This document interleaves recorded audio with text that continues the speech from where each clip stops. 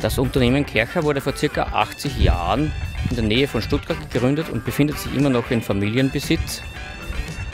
Ich bin seit ca. 15 Jahren bei dem Unternehmen und spezialisiert für Waschsystem, ausschließlich für Autowaschanlagen.